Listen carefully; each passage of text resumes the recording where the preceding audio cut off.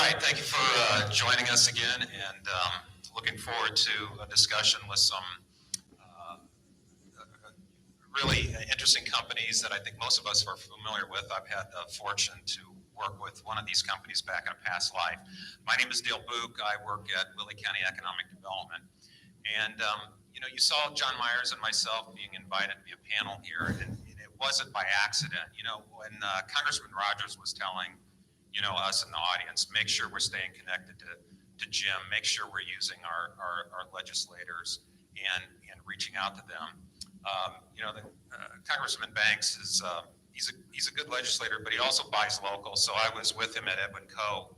one time, and for those of you who don't know, it's a distillery in Willie County, and we were having this discussion. It's like, he's saying, Dale and John, I'm getting in front of all these new technologies. I'm in a position, I need somebody to take advantage of that. And so we started something called Defense Innovation Group, and it's not that we need another entity, but it was something that we had used. And through that relationship, I was recently out in Palmer's favorite place, Silicon Valley, and meeting with the Silicon Valley Defense Innovation Group, and then a few other folks out there. I've had the opportunity to meet with somebody called Renegade Defense, some pretty cool patriots who are coming out of California. There's so many of us, are you. And so that's why I'm here today. And I have the opportunity to introduce this panel, and I'm going to start with Mr. James, and he goes by Jim Cannon, who is CEO of AM General. I'm going to ask him to tell us a little bit about what they're doing there, as I'm sure a lot of you probably do know, and where they're going. Well, thank you. I'm privileged to represent AM General here today.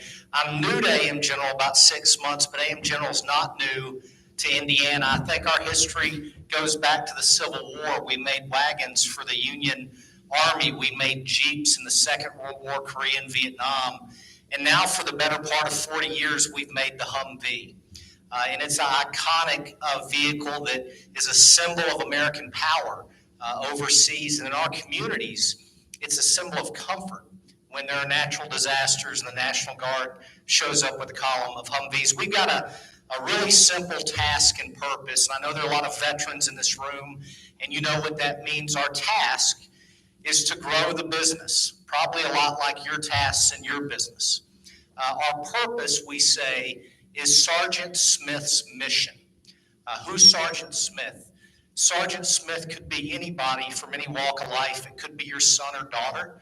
At one point in my life, I was Sergeant Smith. Sergeant Smith's probably 20 to 25 years old, and their business is war, and their job in that business is not academic, it's not abstract. They get in our vehicles, and they go find, fix, and destroy the enemy.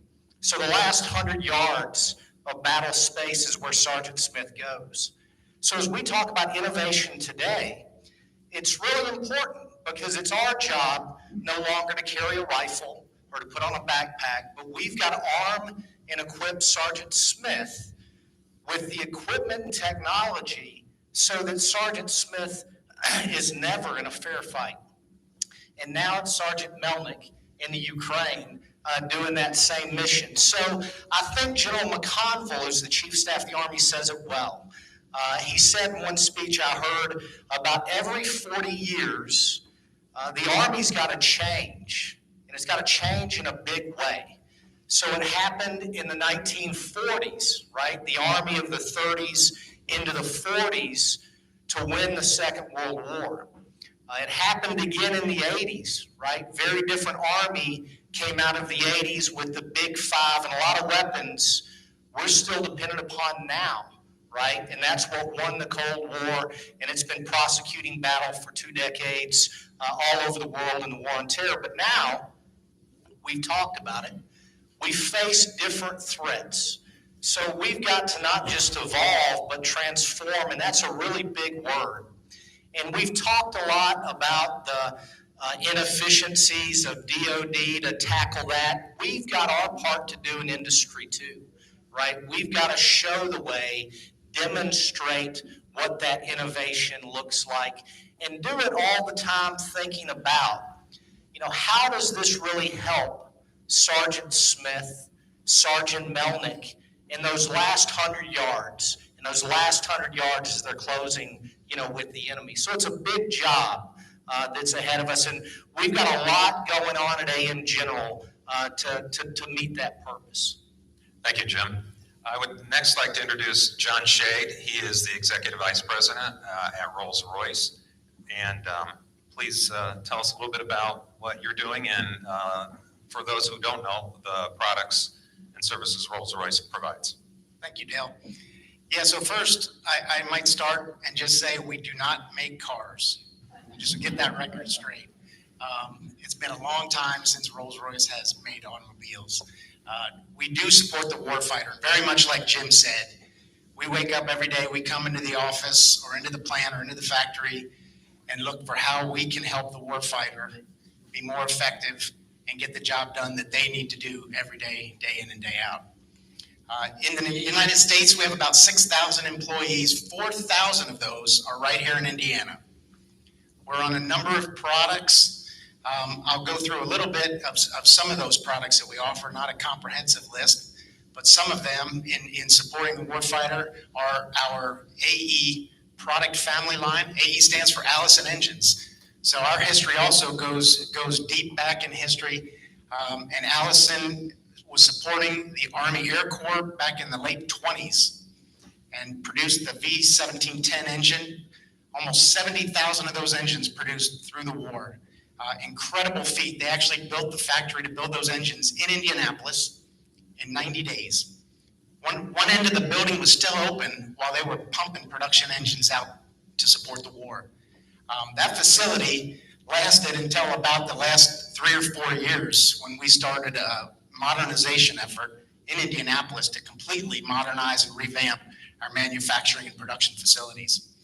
That AE product family, though, today, it still supports the C-130J Super Hercules. It's on the V-22 Osprey. It's on the Global Hawk and Triton unmanned platforms, as well as the MQ-25 unmanned tanker. Additionally, we have the lift system, which supports and provides the vertical lift for the F-35B Stovall variant of the Joint Strike Fighter. All of those products out of Indianapolis. One of our most recent success, last fall, we were awarded by the U.S. Air Force to re-engine the iconic B-52 bomber. We're extremely proud to support that, and again, we are supporting that program, manufacturing, assembly, and test right out of Indiana with Hoosier pride, Hoosier innovation, and Hoosier just hard work. I live in DC now, or the DC area, just since last summer. But before that, I spent a little over 30 years down in Indianapolis, out of the plant at Rolls-Royce, and it's been the best career. I stayed here that long, moved here from the East Coast, and I'll say, when I came to Indiana, I did not know what to expect. But the innovative nature, the loyalty, the hard work that the people of Indiana put in every single day, you can trust them, you know what you're going to get. They never give up, they never say die. I stayed 32 years. So I hated to leave, but I get back at least once a month, and I'm proud to carry the Rolls-Royce banner, and I think I've earned a Hoosier status in the 32 years I was here. Since all those great products, we also do support a number of naval platforms, although in a couple other locations around the U.S. We're on the Littoral Combat Ship, the DDG-1000. Actually, with our AE product family in Indianapolis, we support the Ship-to-Shore Connector. And we provide power and propulsion for all of those platforms, as well as the Virginia-class submarines.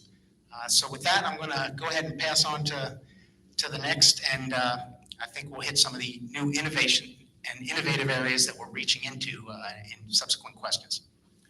Thank you, John. And now I'd like to introduce Eric Webster, and in particular pride that he has a Columbia City address at a Willie County company. He is the president of the Sonobuoy Systems with Ultra, and welcome. Thanks. Very passionate speech, John, by the way. That was very good. I'm Eric Webster with Ultra. So we make SATA buoys in Columbia City, and we've done it for more than 60 years. So some of you have known, this was talked about earlier, between Magnavox and Raytheon, and the company's had different names over the years. Some of you know it as USSI, and then it's been Ultra from a corporate perspective for a long time. But, what is a SATA buoy, right? Some people don't really know. So think of a tube about 3 feet long, about 6 inches wide, with a whole bunch of electronics and floats and mechanical transducers and other types of things that go packed into the tube that get shot out of airplanes and helicopters, right, into the ocean, and they listen and ping for submarines. So really important, critical mission. If you've ever seen Hunt for Red October or some movie like that, that's still how it works, right? We also make the anti-submarine warfare receivers that go into the helicopters and airplanes that actually get the signals from the buoys as well. We make about 200,000 a year, or about 1,000 a day, depending on our supply chain and what the customer's needs are. We have 750 people in Columbia City. We've grown significantly over the last couple of years, right? From 300 to 500 to now 750. I hope to be 850 towards the end of the year. Yeah, I can vouch for that because I get the calls. Hey, Dale. Yeah, there you go. People. So we continue to grow, which is a good thing from that standpoint. Our customers are mainly the U.S. Navy. We do work closely with Crane, who helps on the technology front and to oversee our qualifications and other things. But we actually sell to the rest of the world. So the navies around the world buy our SATA buoys as well. So we're the #1 world supplier of SATA buoys. So we do have a joint venture partner in Florida that we work closely with, but together we don't like to use the word dominate, right, when it comes, but we dominate the world in SATA buoys. So it's a great place to be. The customer can't get enough of our product right now, which is a good thing. We're actually negotiating for above what our current contract levels are. So that's a good thing from a business standpoint. From an innovation aspect to it, the anti-submarine warfare mission is really ripe for innovation. I was talking to Palmer a little bit about that earlier. A lot of the infrastructure between the airplanes, the helicopters, the ships, the SATA buoys has been similar, right, that it's been for a number of years. And I think now some of the things we're looking at is how do you integrate SATA buoys or other similar sensors onto UAVs, unmanned aerial vehicles, subsurface vehicles, surface vehicles. How do you interconnect those types of things? And things we could talk about, and when we talk a little bit more about innovation. But from a business standpoint, we're driving to make Ultra and in particular Columbus City a world headquarters for the anti-submarine warfare mission. So that's my goal, right? Not just to make SATA buoys, but to actually innovate and create more of a stronger presence for how we solve that mission, which is to find more and quieter subs from that standpoint. Terrific, thank you. I think I'll come back to Jim. You've got an iconic vehicle, but where is it in its life cycle, and what is AM General looking at for the next chapter? Yeah, everybody knows the Humvee, but the Humvee that you may have ridden in the 90s, early 2000s is not the same at all. We should have really changed the hood every time updates were made. So you see in the motor pool, those are the old Humvees, these are the new ones. So we continue to work to make the Humvee relevant. It's got a real mission. Now, a lot of its mission is being taken over by the Joint Light Tactical Vehicle, and we can talk about that later. But there are a lot of things that the Humvee does very, very well. We think about missions in the National Guard, other just utility operations on the battlefield, et cetera. It's hard to get MREs out of the back of a JLTV without using a ladder, for example. So continued automotive enhancements of the Humvee, more and better travel in the suspension, and importantly, safety features. Emmy's here, that's an Indiana company as well that we've been working with on a restraint to protect soldiers in case of rollover. And we want to continue to make the Humvee very, very cost effective. DOD is trying to put 10 pounds in a 5-pound bag. So the more competitive we can be with our costing, of the Humvee, its safety, its performance, the better. But we're also looking at bigger kind of future opportunities. We talked about climate being a big part of DOD's priorities. We're working to develop a hybrid electric variant of the Humvee and targeting the National Guard fleet in particular. The National Guard fleet of Humvees are well beyond their useful life, and they're traveling on our streets in our communities every day. So if there's a fleet of Humvees that should be updated with safety features, driver safety awareness, and be hybrid electric in our communities, that's the one for sure. So a lot going on with the Humvee. It's not official yet, but the hybrid electric variant might be called the Humvee Lightning. We'll see. Lawyers, don't quote me, lawyers have to work on that for a while before it becomes official. But we have a Calvary naming nomenclature with new vehicles coming out. So a lot going on with the Humvee. Excellent. And John, with your actual role and your title of technology, could you just explain a little bit what you're looking to do? It seems like the products you described there's a lot of opportunity there for innovation or new technologies, and just talk a little bit more about that. Yeah, sure. So I'll start with some of our facilities and manufacturing capabilities. Actually, if you go back to 2015, and it's been discussed a lot today around some of the threats, the acute threat from Russia, the pacing threat from China, and we've certainly been engaged with the warfighter, with the services, looking at the Army's 6 modernization priorities, looking at the Air Force's operational imperatives, looking at the Navy's plans. And in 2015, we actually, looked at, I talked about that factory that was built during the war in 90 days. Well, it was certainly long in the tooth. And in 2015, we realized we really had to modernize those facilities. And it started with our manufacturing and assembly facilities and really instituting cyber and digital capabilities and enablers with kind of a clean palette, if you will. So we started over, we actually tore down half of the facility. We were 3 million square feet. We gutted the other half, 1.5 million square feet, and completely rebuilt it from the inside out. Again, fully digitally inspired. So this is digital twin, model-based systems engineering, and put in new machines, new processes. One of the smartest things I think we did was build a dedicated development center. So back in the day, when I came to Rolls-Royce, when it was Allison the first time, we would have to break into the production line to actually figure out how to make new parts or try new processes that would be more cost effective or quicker. Of course, you can only stay on the production line for a short period of time and you get thrown out. So we actually built a small factory within the factory that had all of the machines and processes and digital enablers that we were putting in our production facility. And so then we could take the time with the manufacturing engineers and the designers to actually optimize those processes, use the digital tools the way they could be used. And then when we were ready, you literally just lift up the programs and the tooling, you move them a couple hundred yards out into the production factory, you drop them in, the next day they're making production parts. So in 2015, we started that. It was the start of over a $1 billion investment in Indianapolis, had great support and help from the city and state all the way through that. We wrapped that up last year. We had a ribbon cutting. So now we have 1.5 million square feet of extremely modern manufacturing capabilities. I'm really excited to say this year we've now been approved for another $400 million to completely modernize all our test facilities as well. We have a broad capability of test facilities all the way up to 90,000 feet, Mach 4, altitude test chambers, attitude test chambers, rig tests. We're going to be modernizing the facilities in Indianapolis, but at the same time, we've got an incredibly strong partnership with Purdue and West Lafayette.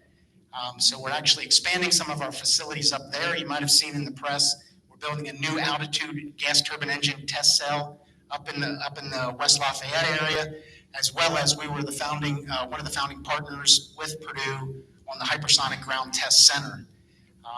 Additionally, as we look towards those modernization priorities of all the services, we've been investing heavily in new technologies. Again, I mentioned cyber and digital because I really look at those as sort of foundational that need to be pervasive across all the products we offer. But the new areas that we've been really leaning into the last 5 to 10 years include some really challenging capabilities and technologies that are going to be desperately needed by the warfighter. And they include hypersonics, directed energy, attritable platforms, deployable power, and space power and propulsion.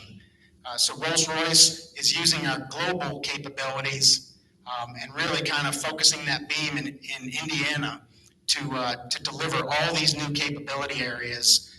We're engaged with all the services on all those fronts that I just mentioned, and we're kind of doubling down, again, over $1 billion just since 2015 in the facilities and in the capabilities to be ready for the warfighter's needs and kind of right in our crosshairs like Jim's example. The first one, knock on wood, is Future Long-Range Assault Aircraft for the U.S. Army, part of their Future Vertical Lift family of systems. So again, in the press, we've been teamed with Bell on their V-280 as part of Team Valor. We're in the waiting period of that activity, and so we'll see here hopefully this fall that'll get announced. But again, those great products will be developed and manufactured right here in Indiana. Thank you. And Eric, the same kind of things what Ultra is working on, and also I'm curious, how do you encourage that in your teams, or people are encouraged to find extra time to innovate, or are you listening to your customer as well? Sure, so thanks. Look, what most folks don't realize, or unless you're reading closely about it, we talk about Russia and China. They're actually working together both from a technology standpoint and a manufacturing standpoint with regard to submarines. So the projections are both countries will be building significantly more submarines and quieter submarines.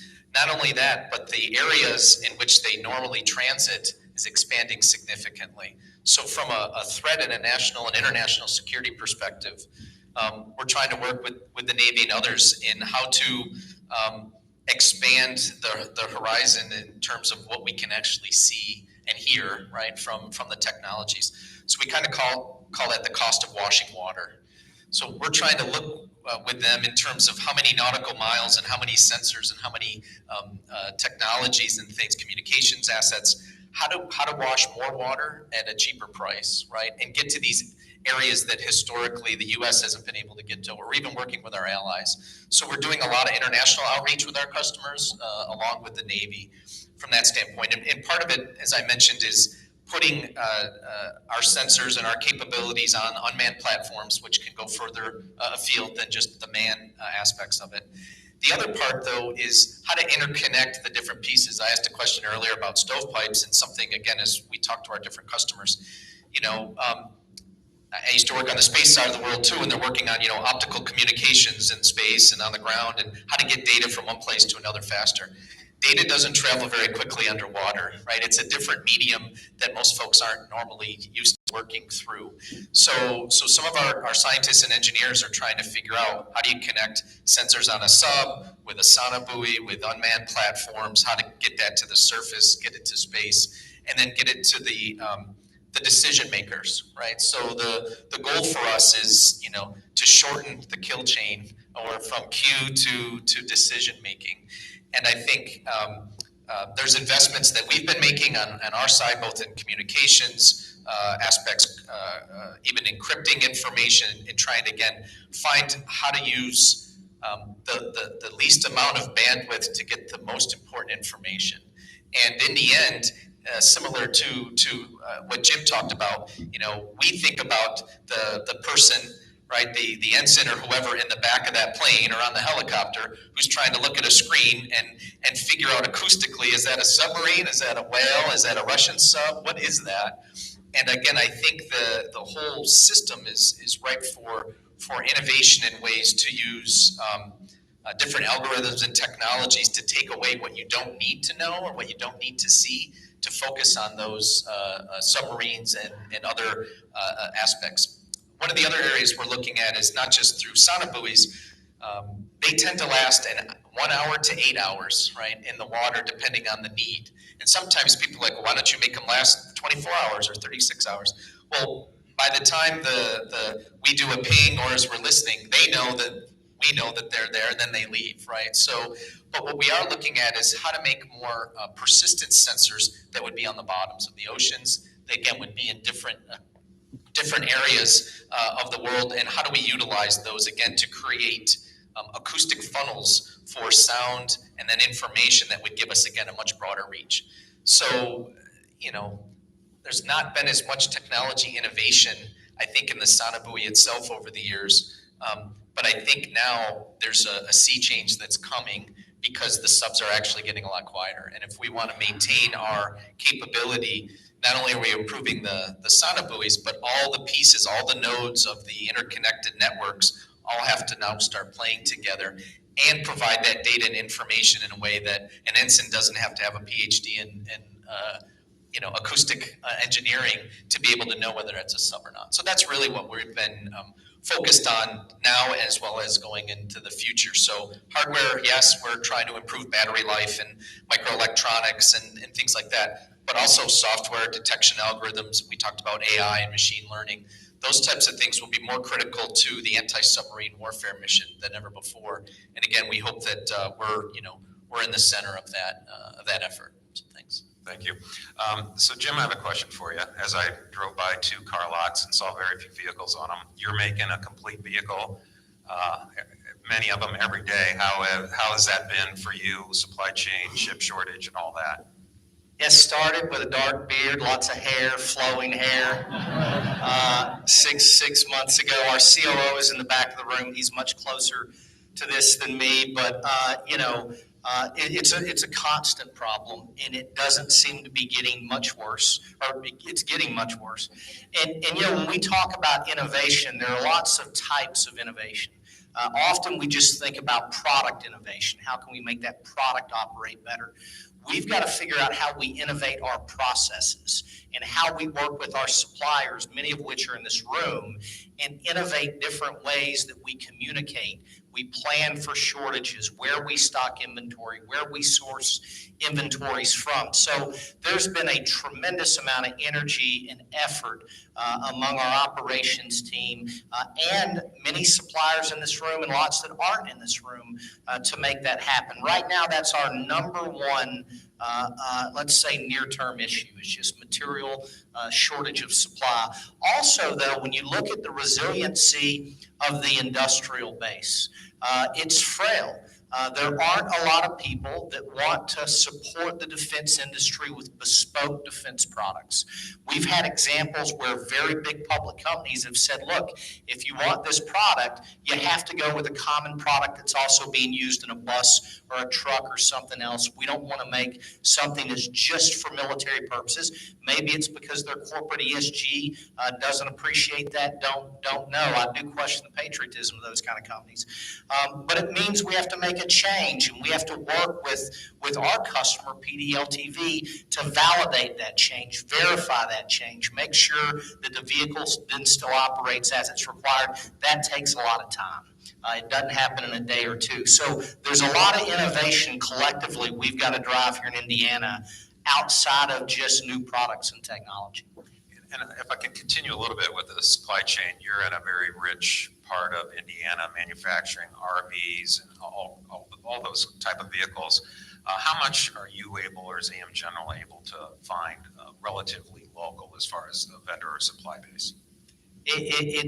Now, we do have a great supply base in Indiana and in the Midwest, across the Midwest. A lot of long tenured suppliers and great relationships. But the short answer is it's hard. Right now, we're competing on the JLTV program. We're also building a new product called the Humvee Sabre that we're really excited about that requires some different skill sets than we have right now.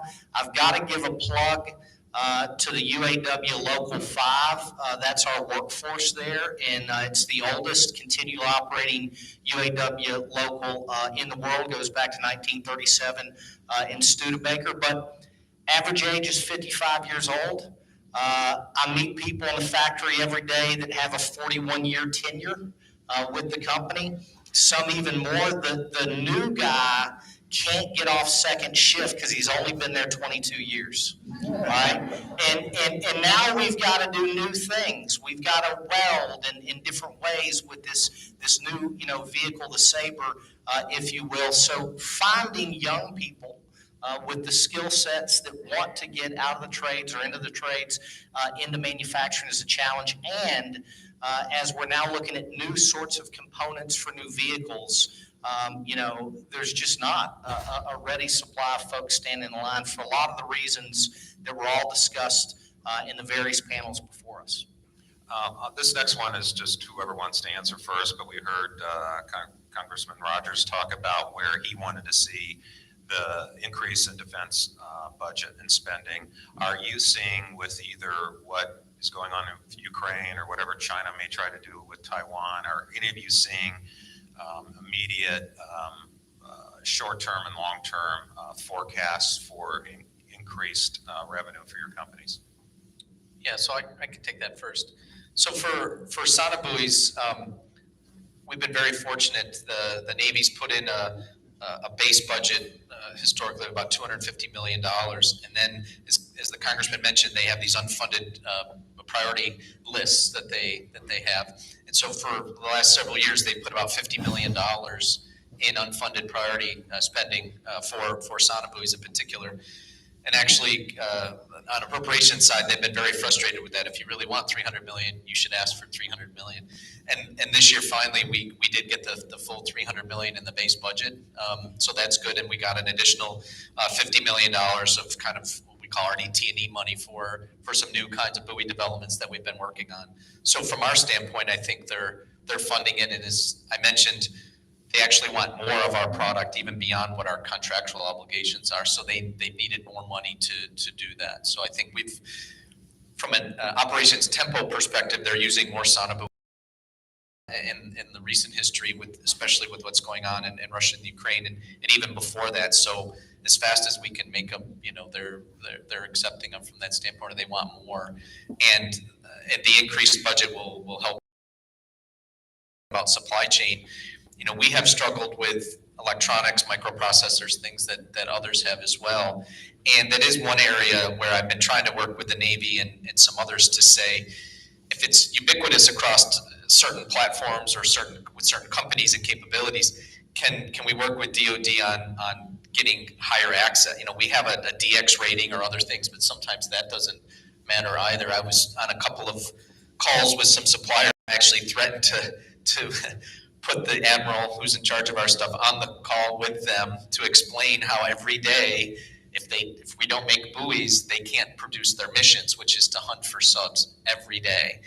And so that helped me jump to the top of the list. But it's really hard to do that over and over again. And so I do think we need to collectively, as an industry and with our customers, do something that helps either work together more closely on trying to identify some critical areas. The government actually buys silver and gives it to us as part of a GFE, as part of what we build, because the silver market goes up and down so much that it would be hard for us and fixed price contracts to deal with that. So I'm trying to lobby for them to look at more aspects, not just silver, but microprocessors or other things, to guarantee the supply. If they said, if something happened tomorrow and they said we need 200,000 buoys in 6 months, I can't do it because of supply chain, right? So I think we need, as a national security aspect, to figure out how to build up enough backlog in a way and have assured supply chains so that we can provide what they need from that standpoint. I'll add, if you watch these YouTube videos or such, and we get them and share them with all of our employees coming out of the Ukraine, there's one of up our bush. Everybody in it survived. The Humvee shot to pieces. Direct fire contact, probably about infantry. And the sub caption, So we've gotten a request from the Ukraine for a significant amount of more Humvees. They have about 300 now. They'd like to more than double that number. There has been funding now that the Biden administration's put forward that will get them some Humvees as well as other weapons and such. We're doing all we can to support them in the near term. Excellent. Yeah, and I think I'll just add, given all the environment that folks talked about earlier throughout the day, we talk about, is the defense budget going to be more or is it going to be a lot more? And obviously we got to wait and see how things go through the appropriations and where the money gets applied. But we certainly see opportunity both in the existing fleets to make sure that the warfighter has the right readiness and the right capabilities. We see opportunities for improvements to the existing fleets, for example, with additional survivability features, be that an IR infrared suppressor, or things that give them much greater range or speed or reach, which is becoming ever more important, as well as then some of those modernization priorities that again, given the threats coming, are driving very extreme increases in capabilities, and that's where things, again, I mentioned a few before, but like hypersonics and directed energy, and things that can allow the warfighter to operate with freedom and in these A2AD type environments. Thank you. Well, listening today, I think the audience has had some really, really good questions, and I'd like to open up for a little Q&A.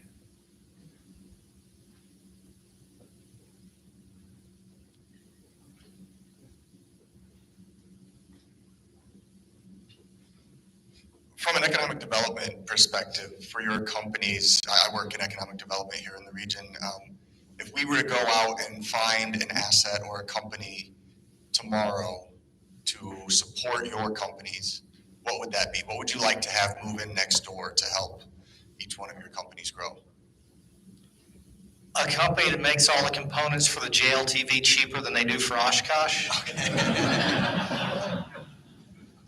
That would be one of the biggest things we could do to grow the business in India. I think the JLTV program is, if not the biggest, one of the biggest programs to be awarded this year that could impact Indiana. It's $10 billion over 10 years. Oshkosh is the incumbent. The government owns the print. It's not a fair competition. We're fighting uphill against Oshkosh to unseat an incumbent. So we need innovation with a supply base in Indiana, with a workforce in Indiana, that can build it better and smarter than Oshkosh can in Wisconsin. Yeah, I might add, and struck by something Palmer said earlier.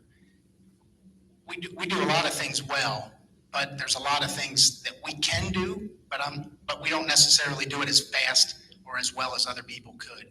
And so I mentioned a couple times things like cyber, the whole digital landscape, which is massive in and of itself.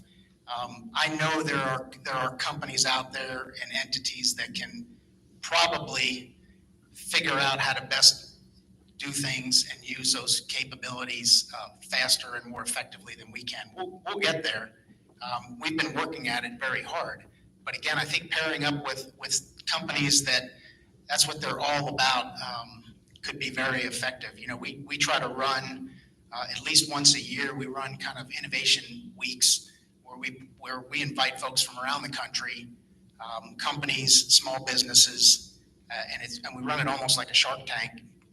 And the first couple of days, people pitch their where they can help, and then we spend a day or so kind of figuring out where things align between what we need and where they can support. And then literally we try to write some contracts at the back end of the week, and they walk out the door with a contract to try to see if we can. They don't all pan out, they don't all work, but some of them do. And so I think it's these kind of really innovative, lean, agile types of companies in some of these enabling areas, again, like digital, like cyber, that can help us move more quickly and think more diversely. Yeah, I think we're in a similar boat. While it's talked about quite a bit that we have a breadth of engineering talent, a lot of it is also, they're new grads. And I think there is a dearth of folks that are in the 5 to 10 to 15-year range at times to get them here again, unless they had a family connection. I think for us, it's, again, we've been heavily manufacturing. We have some PhDs and others. And we do work with some innovative companies that are in different parts of the country. But if I had a magic wand, or Nick, you had one, I'd like to have some more companies that are heavy into systems engineering, artificial intelligence, machine learning, cognitive, distributed architectures, things that could go and do different types of studies or understanding of how to interconnect different pieces, right, of the pie in ways where we have some of it, but I only have 1 or 2 of those people. And if I had 10 or 15, I think we could go faster, right? Or go bigger and go faster. So we're trying to do that within our company with working through different parts of our company. But, as much as whether it's the pandemic, we've learned to use Zoom and all this, it's still having people next to each other in a way still does make a difference. And I do think getting some of those core synergies and capabilities together, foster much faster than trying to do it over Zoom in that way. So I would love to get some more of that kind of engineering talent and help here that's going to help push some of the folks that have been around for a while into new levels of thinking, right, from that aspect. Please. Gentlemen, I recently had a meeting with a shipbuilding company building new construction for the Navy on the East Coast, and they're having tremendous difficulty attracting blue-collar labor. So they're offering $85,000 a year starting for welders on ships, and yet they have the average mortgage for a 3-bedroom home is $850,000 in this particular area. So they're in a very tight market. What is your labor market like here? AM General, you're in Mishawaka. You're right next to the RV factories up there.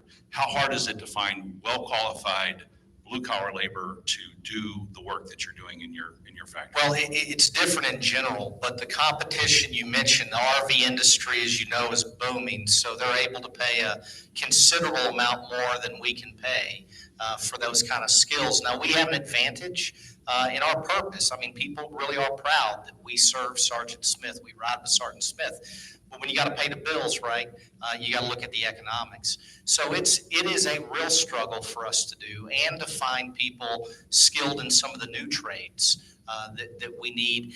And is it a problem today that's dire? No, but with an average age of the workforce at 55 in the tenure we've got, in the next 5-year horizon, it's going to be an extraordinary problem that we're going to have to solve. I want to just maybe take the last one selfishly because of my Willie County roots and my Magnavox roots way back in the day. Ask Eric where things stand with Ultra. Like we were saying before, you've had many name changes, and it looks like there'll be another one. Yeah, so so Ultra is actually a UK-based company, and over the years it was a holding company, right? They bought lots of businesses throughout the United States and throughout the world. In 2018-19, a new CEO came in with a new leadership, tried to make one Ultra, right? Make it less, make it one more a country or a company like more of an operational company, not a holding company. Last year, a company called Advent, which is a U.S. private equity company, offered to buy out Ultra. It's currently going through UK approval from that standpoint. Ultra does some highly specialized submarine work in the UK. That the country's debating whether they want someone else to own it or what they're going to do. So they're still working through that. If we're purchased by Advent, again, I don't, it depends, right? I've been through the game too a couple of different times. We are a significant part of Ultra. Our Sonobui business is about 1/4 of the revenue and 20% of the profit as well from that standpoint. So I think we're a pretty big chunk. So I don't foresee any changes in the immediate future. But if you're purchased by private equity, in the end, their job is to make money, right? And maybe they'll invest even more than what we've been able to do recently. I've been very proud and supportive. Ultra's been investing into Columbia City significantly in the few years I've been there from that standpoint of research and development, upgrading facilities, pay for people, things that was talked about. So I think we're getting into a better place. And I hope that Advent will see that and continue to drive for that as we look at the future from that standpoint. So thanks. Thank you. Well, thank you very much, gentlemen, for your time and the work you do here and the people you employ. And let's thank our panel.